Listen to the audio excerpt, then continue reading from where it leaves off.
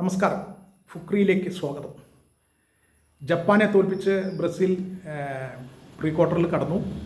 നല്ല ഉഗ്രൻ കളിയാണ്, ഒന്നാം തരം കളിയാണ് ബ്രസീൽ കളിച്ചത്.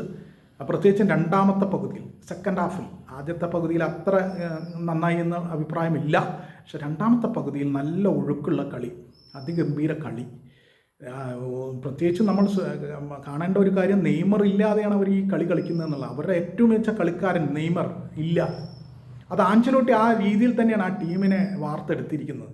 ഒരു വ്യക്തിയെയും കേന്ദ്രീകരിക്കാതെയാണ് അതുകൊണ്ട് നെയ്മർ ഇല്ലാത്തൊന്നും അവരെ ബാധിക്കുന്നേ ഇല്ല. ആ നിലയിൽ തന്നെ ആദ്യം മുതൽ ആഞ്ചലോട്ടി അതിനെ കൈകാര്യം ചെയ്തുകൊണ്ട് നെയ്മർ ഒരു സാധാരണ കളിക്കാരൻ്റെ ഒരു ഇതിൽ മാത്രമാണ് പ്രാധാന്യം മാത്രമേ ആഞ്ചലോട്ടി കൊടുത്തിട്ടുള്ളൂ.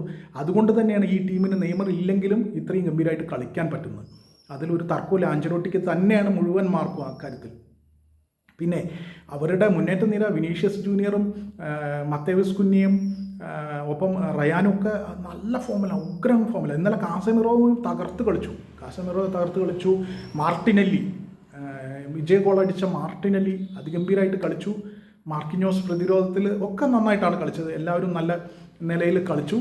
പക്ഷേ അവരെ സംബന്ധിച്ചിടത്തോളം അവരുടെ ഏറ്റവും വലിയ പ്രശ്നം മിഡ്ഫീൽഡിൽ കളി നടക്കുന്നതേയില്ല എന്നുള്ളതാണ്. മിഡ്ഫീൽഡ് പരാജയമാണ്. മിഡ്ഫീൽഡിൽ കളി നടക്കുന്നേയില്ല.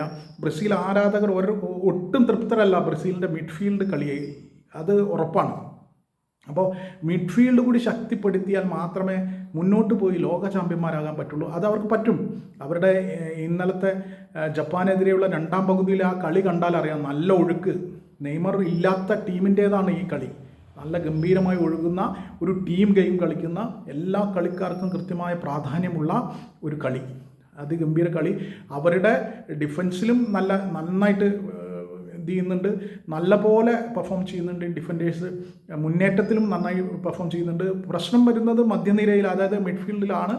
അതുകൂടി മെച്ചപ്പെടുത്തിയെടുക്കാൻ അവർക്ക് പറ്റിയാൽ അവർക്ക് കുറേ കൂടി മികച്ച നിലയിലേക്ക് കാര്യങ്ങൾ എത്തിക്കാൻ കഴിയും. പ്രത്യേകിച്ച് നെയ്മർ ഇനിയിപ്പോൾ ഉള്ള കളികളിൽ നെയ്മർ ഫുൾ ടൈം ഇറങ്ങുമോ, ഫസ്റ്റ് 11-ൽ തന്നെ ഇറങ്ങുമോ എന്നൊക്കെ ആകാംക്ഷയോടെയാണ് ആരാധകർ കാത്തിരിക്കുന്നത്.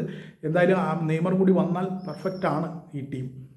നല്ല ഒടുക്കുള്ള കളിയാണ് എന്ന് വീണ്ടും ആവർത്തിച്ച് പറയുന്ന ആ കളിയുടെ ഒരു ചന്തമാണ്, രസമാണ്. ഈവൻ 90 മിനിറ്റിന് ശേഷം ഗോളടിക്കാനുള്ള മനസാന്നിധ്യം അവർക്കുണ്ട്. മാർട്ടിനെല്ലിയൊക്കെ എന്ത് ഗംഭീരമായിട്ടാണ്. ഇന്നലെ യഥാർത്ഥത്തിൽ ഒരു 2-3 ഗോളുകൾ കൂടി ബ്രസീൽ അടിക്കുമായിരുന്നു. അല്പം ഭാഗ്യം കൂടി ഉണ്ടായിരുന്നെങ്കിൽ അടിക്കുമായിരുന്നു. എന്തായാലും സുസുഗി, ജപ്പാൻ്റെ ഗോൾ കീപ്പർ, നന്നായിട്ട് പെർഫോം ചെയ്തുകൊണ്ടാണ് ബ്രസീലിന് കൂടുതൽ ഗോൾ അടിക്കാൻ പറ്റാതിരുന്നത്. വരും ഘട്ടങ്ങളിൽ വലിയ ആത്മവിശ്വാസം നൽകുന്ന ഒരു കളി തന്നെയാണ് റൗണ്ട് ഓഫ് 32-ൽ ബ്രസീൽ കളിച്ചത് എന്ന് ഉറപ്പാണ്. അവർക്ക് ഇനി മുതൽ നല്ല ചാമ്പ്യൻ ടീമിനെ പോലെ അവർക്ക് കളിക്കാൻ കഴിയുമെന്ന് കാണിക്കുന്ന കളി തന്നെയാണ് അവരുടെ ഭാഗത്തുനിന്ന് ജപ്പാനെതിരെ ഉണ്ടായിട്ടുള്ളത്.